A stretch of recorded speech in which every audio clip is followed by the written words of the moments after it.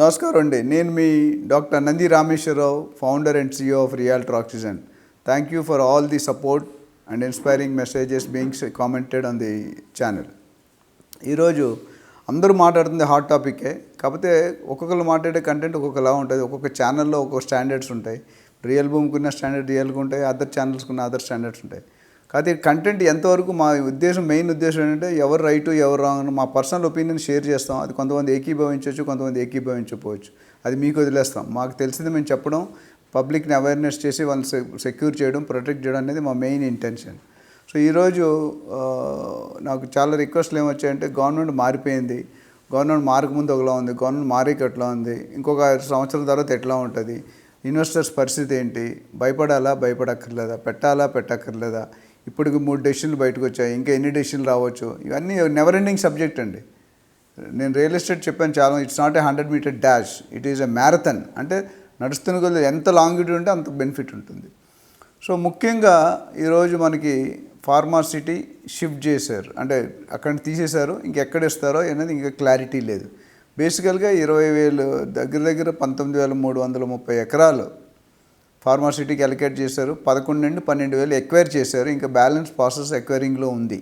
ఇక్కడ రేవంత్ రెడ్డి గారు వచ్చేసి ఇప్పుడు అక్కడ తీసేసి mega township or green city కడదాం అంటున్నారు. గ్రీన్ సిటీ అనేది రెసిడెన్షియల్. బట్ ఒకటి గుర్తుపెట్టుకోండి, రెసిడెన్షియల్ ఎప్పుడు కూడా టక్కమని తగ్గిపోదండి. ఇప్పుడు ఆల్రెడీ గత 4-5 గవర్నమెంట్లు, గత 25 సంవత్సరాలుగా చూసుకుంటే కనుక 3-4 గవర్నమెంట్ మారాయి. టీడీపీ ఉండేది, కాంగ్రెస్ రాజశేఖర రెడ్డి గారు, బీఆర్ఎస్ వచ్చింది, మళ్ళీ ఇప్పుడు కాంగ్రెస్ వచ్చారు.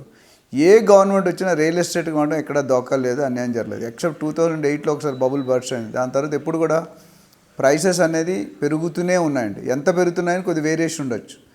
ప్రతి గవర్నమెంట్ టు గవర్నమెంట్ అనేది ఇంటెన్షన్ కానీ, లాస్ కానీ, వాళ్ళ యాంబిషన్ కానీ, వాళ్ళ ప్లాన్ కానీ, వాళ్ళ విజన్ కానీ, వాళ్ళ మిషన్ కానీ తేడా ఉండొచ్చు.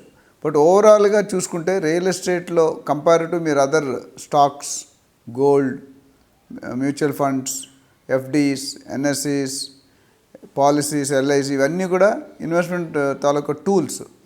బట్ ఓవరాల్గా చూసుకుంటే షేర్ మార్కెట్ కొన్నిసార్లు క్రాష్ అయింది, గోల్డ్ మార్కెట్ కరోనాలో తగ్గింది మీరు చూసుకుంటే. కానీ ప్రైస్ కూడా చూసుకుంటే అంత లేదు. Real estate is only the segment where people are getting more returns and more benefits. So అందుకని రియల్ ఎస్టేట్ ఆల్రెడీ టాప్ గేర్లో ఉంది. నేను చాలాసార్లు అంత ముందు వీడియోలో ఒకటి చెప్పాను. Real estate is on the top gear, అంటే 5th గేర్లో ఉన్నారు. 5th గేర్ నుండి 1st గేర్, అంటే 0 అవ్వాలంటే 1st గేర్కి వచ్చేయాలి. 0 అవ్వదండి, కొద్దిగా 10-20% కరెక్షన్స్ ఉంటాయి.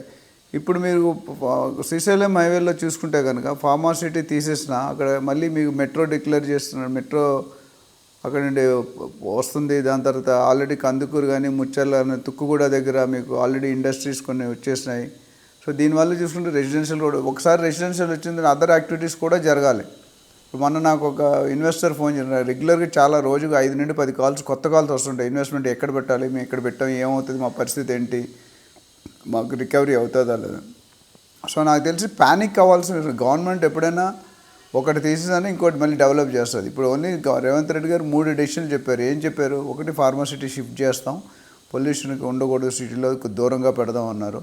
మేబీ వికారాబాద్ ఇది 1 ఏరియా, దే లుకింగ్ వేరే ఎక్సెస్ ల్యాండ్ ఇస్ దేర్, ఇంకా మిగతా ఏరియాలో కూడా చూసుకోవచ్చు. రెండోది మెట్రో రూట్ మార్చారు. ఓల్డ్ సిటీ, సెంట్రల్ సిటీ నుండి పెట్టి ఇటుపక్క దాకా డైవర్ట్ చేశారు. సో గచ్చిబౌలి హైటెక్ సిటీ అనేది కొద్దిగా చేంజ్ అయింది. మూడోది ఇంపార్టెంట్ అనౌన్స్మెంట్ ఏం చేస్తారంటే, అంతకుముందు గవర్నమెంట్ ఒక స్పెసిఫిక్ ఏరియా, ఒక వెస్టర్న్ ఇంట్రెస్ట్తో కానీ లేకపోతే ఒక ఏరియా మీద ఎక్కువ ఫోకస్ చేశారు. కానీ ఇప్పుడు చూసుకుంటే తెలంగాణ మొత్తం డెవలప్ చేద్దాం అంటున్నారు. అందుకని మనం 3 సెగ్మెంట్ ఇచ్చారు. ఏంటంటే సిటీ నుండి ORR వరకు అర్బన్ ఏరియా, ORR నుండి RRR వరకు సెమీ అర్బన్ ఏరియా, RRR తర్వాత రూరల్ ఏరియా. అంటే అన్ని ఏరియాలు తెలంగాణ, అంటే రూరల్ ఏరియా వరకు, ORR నుండి తెలంగాణ బార్డర్ వరకు. సో 3 సెగ్మెంట్లుగా విభజించారు. ఈ 3 సెగ్మెంట్లు కూడా డెవలప్ చేయాలనేది ఇంటెన్షన్. ఆయన ఒక సిటీ, ఒక హైదరాబాద్ కాకుండా యూ వాంట్ టు డెవలప్. గత గవర్నమెంట్ కూడా మిగతా ప్లేసులు చేశారు. బట్ వీళ్ళకున్న ప్లాన్ కొద్దిగా ఖచ్చితంగా ఇంకా మోర్ నిక్కస్గా ఉంది. ఏంటంటే ఎంటైర్ తెలంగాణ ఈ డెవలప్మెంట్ అయినప్పుడు ఏంటంటే మిడిల్ క్లాస్ పర్సన్ ఎఫోర్డబిలిటీ చేయగలిగే ప్రైస్లు ఉంటాయి. ఓన్లీ వెస్ట్ జోన్ పెడితే ఇప్పుడు 50, 60, 70 లక్షలు పెట్టి ఎవరు కొనలేని పరిస్థితిలో ఉన్నారు. మిడిల్ క్లాస్ పీపుల్ ఎంతవరకు కొనగలండి? ఓ ప్లాట్ అంటే 30, 40, 50 లక్షల కంటే ఎక్కువ పెట్టలేరు. ఇప్పుడు 60,000, 70,000 ఇప్పుడు మీరు చూసుకుంటే కనుక తుక్కుగూడలో ఆల్మోస్ట్ 60,000, 70,000 అయిపోయింది. శంకరపల్లిలో 40,000, 50,000 అయిపోయింది. తెల్లాపూర్ కొల్లూరు హై రైజింగ్ మంచి డిమాండబుల్ ఏరియా. అక్కడ కూడా స్క్వేర్ ఫీట్ అనేది అపార్ట్మెంట్ చూసుకుంటే 6,500 నుండి 8,500 దాకా ఉన్నాయి. అంతకుముందు అక్కడ 2,000 3,000 కూడా నాకు తెలిసి 15 years back 1,500 1,800 per square feet ఉండేది అక్కడ. అలాంటిది ఈరోజు 6 నుండి 8,000 8,500 అయిపోయింది. సో గవర్నమెంట్ ఇంటెన్షన్ ఏంటంటే మేజర్గా ఇవి టౌన్షిప్ డిక్లేర్ చేయడం. టౌన్షిప్ డిక్లేర్ అయిందంటే శాటిలైట్ టౌన్షిప్ అన్నారు. శాటిలైట్ టౌన్షిప్ వెళ్ళినప్పుడు శాటిలైట్ టౌన్షిప్తో పాటు మిగతా కూడా వస్తాయి. ఇల్లు కడితే కాదు కదా, ఇల్లు కడితే వాళ్ళు ఫెసిలిటీస్ కావాలి, ఎమ్యూనిటీస్ కావాలి, క్లబ్స్ కావాలి, స్విమ్మింగ్ పూల్స్ కావాలి, స్పోర్ట్స్ కావాలి, జిమ్స్ కావాలి, హాస్పిటల్స్ కావాలి, స్కూల్స్ కావాలి, కాలేజీలు కావాలి, మాల్స్ కావాలి. సో ఇవన్నీ కూడా ఆటోమేటిక్గా టౌన్షిప్ అంటే టౌన్షిప్ చుట్టూ ఇప్పుడు ఒకప్పుడు మీరు చూసుకుంటే కుక్కటిపల్లిలో 25 years బ్యాక్ మీరు చూసుకుంటే కనుక ఇక్కడ ఏమీ లేదు. స్క్వేర్ ఫీట్ 1,000 రూపాయలు 500 ఉండేది అపార్ట్మెంట్ కొనుక్కోవాలంటే. ఈరోజు మనకి నాకు తెలిసి 5 నుండి 8,000 రూపాయలు కోట్ చేస్తున్నారు పర్ స్క్వేర్ ఫీట్. సో అనుకున్నాము. ఇప్పుడు చాలామంది రిగ్రెట్ అయిన ఉన్నారు. అప్పుడు ఒక ప్లాట్ తీసుకున్నా, అసలు తీసుకోలేదు, తీసుకుంటే బాగుండేది. ఈరోజు నేను రిచ్ పర్సన్. ఒకప్పుడు దిల్సుఖ్ నగర్ కానీ, కుకట్పల్లి కానీ, ఏఎస్రావు నగర్, కుషాయిగూడ దగ్గర కానీ, ఇటు తెల్లాపూర్ కానీ చూసుకుంటే మన జంగిల్ అది ఎవరు వెళ్ళేవాళ్ళం, అంత దూరమా అనేవాళ్ళు. 20 kilometers అంటే అంత దూరమా అని. ఇప్పుడు ఆ 20 kilometers with in the city అయిపోయింది. ఇప్పుడు శంకరపల్లి, మోకిల, గండిపేట్ అంతవరకు వెళ్ళిపోయి. ఇక్కడ షాద్నగర్లో అయితే మీకు కొత్తూరు, నందిగాం, షాద్నగర్, బాలానగర్, జడ్చర్ల అంతవరకు వెళ్తున్నాము. శ్రీశైలం అయి వచ్చేసరికి కడతాల్, అమంగల్, తుక్కుగూడ నుండి చూసుకుంటే కందుకూరు, అట్లనే అమంగల్ తర్వాత ఇంకా ముందుకు వెళ్ళిపోతున్నాయి. సో అఫోర్డబిలిటీ ప్లాట్లు ఉన్నాయంటే అన్ని రకాల సెగ్మెంట్లు కొనుక్కోగలగాలి. ఇప్పుడు ఈరోజు ఉన్న లాస్ట్ 10 years అయిన డెవలప్మెంట్ చూస్తే వెస్ట్ జోన్ బాగా హైప్ అయింది. సో గవర్నమెంట్ మారి పాలసీలు మారినందువల్ల నాకు తెలిసి ఆల్రెడీ ఇన్వెస్ట్ చేసిన వాళ్ళు ప్యానిక్ అవ్వక్కర్లేదు. డెఫినెట్గా there will be a correction. Next 6 months to 1 year వాళ్ళు ఫర్దర్ ప్లానింగ్స్తో వస్తారు. ఆల్రెడీ సీఎం గారు చెప్పారు ఒక మెగా ప్లాన్ చేయమని ఎంటైర్ తెలంగాణకి. సో అందులో మనకి రియాలిటీ వస్తుంది. We have to wait and watch. Maybe అది నెక్స్ట్ 6 నుండి 9 నెలల్లో రెడీ అవ్వచ్చు. ఇంప్లిమెంటేషన్ చేయడానికి కొద్ది టైం పడుతుంది. ఈ గవర్నమెంట్ డెఫినెట్గా ఇప్పుడు నెక్స్ట్ 5 సంవత్సరాలు వీళ్ళే ఉంటారని భావిస్తుంటే మనం అజ్యూమ్ చేసుకుంటే కనుక రియల్ ఎస్టేట్ ఇప్పుడు ఉన్నదానికంటే దూకుడుగా వెళ్తుంది. దీని మరైన ఇంపార్టెంట్ రీజన్ ఏంటంటే మన రేవంత్ రెడ్డి గారు హిమ్సెల్ఫ్ ఈజ్ ఎ రియాల్టర్. 15-20 సంవత్సరాల ముందు ఆయన కెరియర్ స్టార్ట్ అయిందే నేను రియల్ ఎస్టేట్కి అంబాసిడర్ని. నా real estate department municipal and urban administration అన్నీ కూడా ఆయన దగ్గర పెట్టుకున్నారు, ఏ మినిస్ట్రీకి ఇవ్వలేదు. So I think he's going to focus. ఒక చిన్న క్యాలిక్యులేషన్ తర్వాత డీటెయిల్గా చెప్తాను. 1 acre ల్యాండ్లో మనం 5 to 6 floors కనుక ఫ్లోర్స్ కట్టి బిల్డింగ్లు కడితే గవర్నమెంట్కి వచ్చే ట్యాక్స్ 13 కోట్లు. In terms of registration, in terms of plans, in terms of NALA conversion, in terms of fire and safety ఇవన్నీ పెట్టుకుంటే కనుక 12 నుండి 13 కోట్లు 1 ఎకరానికి వచ్చే ఇన్గా. సో అంత ఇన్కమ్ ఎందుకు వదులుకుంటారు? ఈ లాస్ట్ ట్రెండ్ చూసుకుంటే 1 yearకి 30,000 to 40,000 crores గవర్నమెంట్కి ఓన్లీ రియల్ ఎస్టేట్ నుండి వస్తుంది. ఇది కాకుండా ఇండైరెక్ట్ డిపార్ట్మెంట్స్కి వెళ్ళాం అనుకోండి, అది ఇంకొక 10-20 కోట్లు యాడ్ అవుతుంది. అంటే 50-60 కోట్లు. చాలామంది ఏమన్నారంటే ఫార్మాసిటీలో ఎంప్లాయ్మెంట్ లేదు కదా ఇక్కడంటే. ఎంప్లాయ్మెంట్ అంత హైగా బట్ మిగతావన్నీ డెవలప్ అవుతున్నాయి కదా. మెట్రో వస్తుంది, తుక్కు కూడా ఆల్రెడీ ఇండస్ట్రీ ఉంది, డెవలప్ అయిపోయినాయి, ఫుల్ స్వింగ్లో ఉంది. ఆల్రెడీ ఇప్పుడు కడతాల్లోనే 25-30-35 అమ్ముతున్నారు. అమంగల్లో 7,000 నుండి 10,000 ఉన్నది. ఇవి చూసుకుంటే కనుక సిటీ గ్రోత్ అనేది ఎక్కడ ఆగడానికి అయితే లేదండి. కొద్దిగా ఒక next 3 to 6 months wait and వాచ్లో ఉంటారు.